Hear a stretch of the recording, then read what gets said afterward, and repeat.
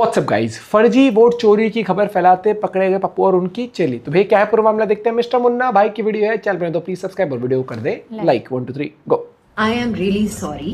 I am sorry, Babu. India तो Okay. Not just democracy है जहाँ एक ही वोटर ने 4 अलग बूथ्स पर वोट दिए। जिस इंसान की फोटो हमने यूज की, he did not vote in 4 different places. He was registered in 4 different places. इसलिए I deleted this video. सबसे पहले ये कहना चाहता हूँ, आज देश को बर्बाद करने में राहुल जी लगे हैं। भाई मुंह पता था कुछ ऐसे। पता है पप्पू जान, बिल्कुल पता है कि आप एक्सपर्ट हो, चाहे आरोप लगाना हो या फिर माफी मांगना हो।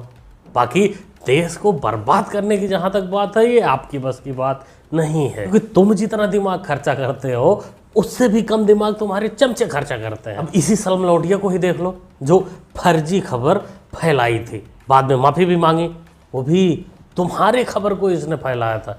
तुम जिस प्रकार बोल रहे थे कि एक बंदे का 4 जगह वोट है, बावली भी तुम्हारी वही तर्ज पे निकल पड़ी और बाद में तुम जैसे माफी मांग रहे थे, इसको भी माफी मांगना पड़ा। बाकी पप्पू जी, तुम्हारी हरकतें बिहार इलेक्शन में देखकर लग रहा है कि 1-2 सॉरी और आने वाले हैं, लोडिंग है।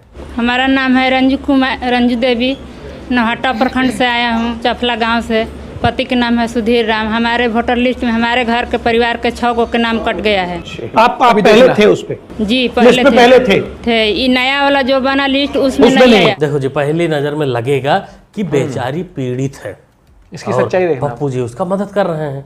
इलेक्शन कमीशन उसका वोट ही काट दिया, क्योंकि वो बेचारी पप्पू को हो सकता वोट देती हो, लेकिन जब पीछे इसके जाएंगे, हकीकत में जाएंगे तो पता चलेगा इसके पीछे पप्पू ही है। असल में पप्पू ने ही इनका काट रखा है। वार्ड जो है और पंच है, अरे वार्ड और सचिव हैं, वो दोनों निकाल के लिस्ट लाए। उसमें हमको बोले आपको 6 आदमी के नाम नहीं है, चलिए वहाँ पर आ रहे हैं राहुल गांधी, तेजस्वी यादव, उनसे मिल लीजिए और अपना नाम जुड़वा लीजिए। तो हम लोग देहात के औरत हैं, गंवार लोग हैं, जो जैसा कहता है वही ना सुनेंगे। हम लोग गए वहाँ, तो वहाँ भी बोला उन लोग के बोलना राहुल गांधी से कि हम लोग के 6 आदमी के नाम नहीं है, पुराना लिस्ट में था, नया वाला में नहीं है। तो वही बात हम वहाँ जाकर बोले हैं। अभी आपको बीएलओ के द्वारा दिखाया गया लिस्ट नया वाला, जो 1 अगस्त 2025 को प्रकाशन हुआ है, उसमें अपना नाम अपना पाया? हाँ, और अपने परिवार के सदस्यों का नाम पाया आपने? सबको नाम पाया। यही है इन लोगों की वोट चोरी वाली नौटंकी। बताता रहा हूँ मैं कि बिहार में वोट चोरी हो जाते हैं, देश में वोट चोरी हो जाते हैं।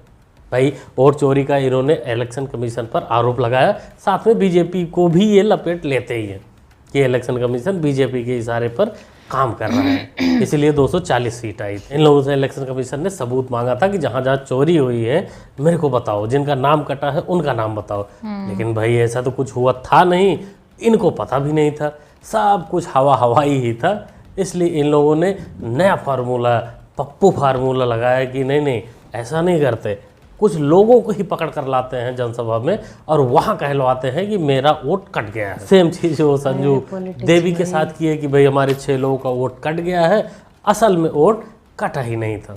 इनको जो लिस्ट दिखाई गई थी वो गलत लिस्ट दिखाई गई थी कांग्रेस द्वारा।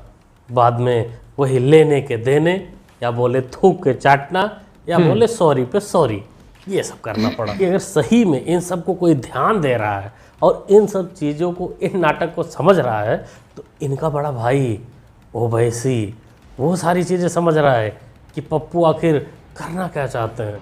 ऐसे है ना, दिल जले आशिक बहुत होते हैं, दिल के अरमा आंसुओं में बह गए। तो अब कोई 4 मर्तबा लड़के हारता है, इलेक्शन कमीशन बनाता है वोटर लिस्ट, हाँ आपको ऑब्जेक्शन का टाइम है, आप ऑब्जेक्शन भी नहीं करते। नंबर 1 45 दिन या वोटर लिस्ट फिर आती, आप देखते नहीं। ये अचानक ऐसा है ना कि ये इलेक्शन के कीड़े हैं, जो इलेक्शन से पहले बरसाती होते हैं ना, ऐसे उठ जाते हैं और इलेक्शन के बाद सो जाते हैं। यही है असली सच्चाई।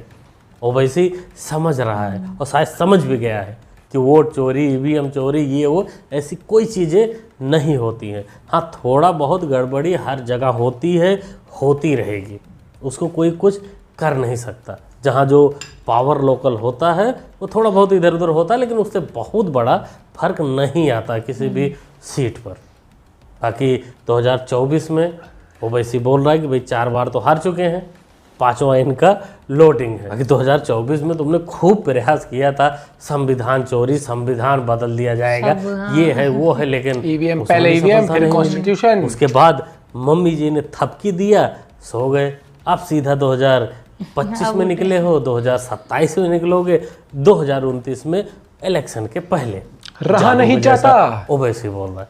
बाकी पप्पू जी आजकल सुनने में आ रहा है कि तुम्हारा दिन कुछ अच्छा नहीं चल रहा है, अच्छा पीरियड चल रहा है तुम्हारा, लेकिन आने वाला दिन कुछ गड़बड़ है, एस्ट्रोलॉजर बता रहे हैं। राहुल गांधी कुंडली देख 2029 में तो शायद वो एज ए पीएम कैंडिडेट भी नहीं रहेंगे, मतलब और डिक्लाइन होगा। ये उनका बेस्ट टाइम चल रहा है, LOP is the best for him. समझो अब तक तो तुम्हारा गोल्डन पीरियड चल रहा था, ये था मेरे दिमाग में, ये मीम आया कसम तो से। उसमें है, इससे भी बुरा। बताओ जी, अगर इस प्रकार एस्ट्रोलॉजर भविष्यवाणी करते रहेंगे पप्पू जी के लिए, तो पप्पू जी का क्या हाल होगा। हमें लग रहा है कहीं इस हालत में ना पहुंच जाए। क्या हो गया तुम्हें? क्यों नहीं बोल रहे? कुछ तो बोलो। क्या बोलेगा बेचारा, इनको लग रहा था कि हम पीएम बनेंगे, एस्ट्रोलॉजर भौजी बता रहे कि नहीं नहीं, गोल्डन पीरियड तो तुम्हारा अभी चल रहा है, इसके बाद तो सबको टाटा बाय बाय खत्म वाला सिस्टम है। बाकी पप्पू जी हम तो कहेंगे टेंशन आप मत लीजिए, एकदम नहीं। अरे क्या हुआ, आप पीएम नहीं बन सकते? 60 के होने के बाद वृद्धा पेंशन तो मिलेगा ना। अरे ये अखिलेश और तेजस्वी के तरीके से आपको भटकना तो नहीं पड़ेगा, हो गया है आपका, पूरा हो जाएगा 29 तक 60 और पेंशन मिलेगा। पैसा है भैया। इलेक्शन कमीशन, मोदी जी लोग बिहारियों को चूना लगाना चाहते हैं।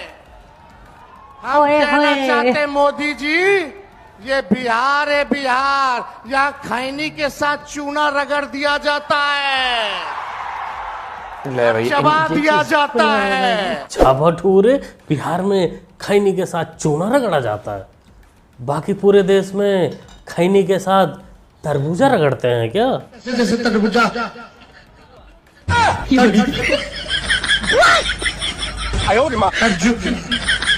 ये मैंने प्रेस कॉन्फ्रेंस में कहा, चुनाइए योग जवाब नहीं देता, चुनाइए योग जवाब नहीं देता। नहीं रे पप्पू, ऐसी जानकारी, प्राइवेट जानकारी नहीं शेयर करता हर किसी के साथ, कुछ प्राइवेट लाइफ होती है लोगों की। अब आपके जैसा 4-4 बंगले थोड़ी ना है सबके पास कि सब एडजस्टमेंट हो जाएगा, ओयो जाना पड़ता है। अब ओयो वाले सारी जानकारी तुमको नहीं दे सकते, कुछ प्राइवेट होती है।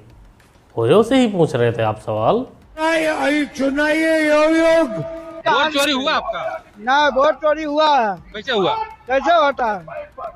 चोरी होता है। कैसे होता है? राहुल गांधी को चिंते हैं? हाँ, तो बढ़िया से। क्या है?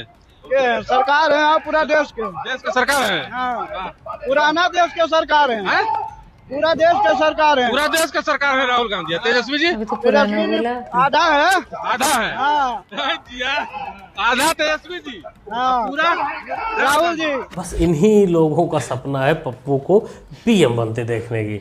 बाकी माँ भी नहीं चाहती होगी कि मेरा बेटा इतनी अच्छी कॉमेडी वाली लाइन छोड़कर कहीं दूसरे जगह बैठता। तो पप्पू और पप्पियों को अब फिलहाल यही छोड़ते हैं और आगे बढ़ते हैं एक दो खबर पर। दोस्तों मुझे लगता है कि जब भी इलेक्शन वाला टाइम आता है ना, तो ईवीएम हो गई या आपका डिक्टेटरशिप वाले मुद्दे या वोट चोरी आता है, एक आयोग है, आप उसके ऊपर आप कोर्ट में जाके सबूत पेश करके बताओ ना हर एक चीज, ताकि फिर चुनाव आयोग आपसे काउंटर करेगा, वो अपनी दलीलें पेश करेगा, आप उसे दलीलें पेश करोगे। जब इलेक्शन होता है तो आपको पता होगा, मुझे अब कंफर्म डेट नहीं पता, लेकिन कितने दिन लगते हैं, 30 या 40 दिन या 45 दिन तक आपको सीसीटीवी फुटेज तक मिलती है, वहाँ की हर एक चीज़ होती है, प्लस आपके पास डॉक्यूमेंट, आप उसमें वो केस फाइल भी अपना कर सकते हो कि अगर आपको धांधली लग रही है कुछ भी, तो तब कोई नहीं करता, तब 40-45 दिन कुछ नहीं होता भाई, तब तो रियल दुख होता है ना। हाँ।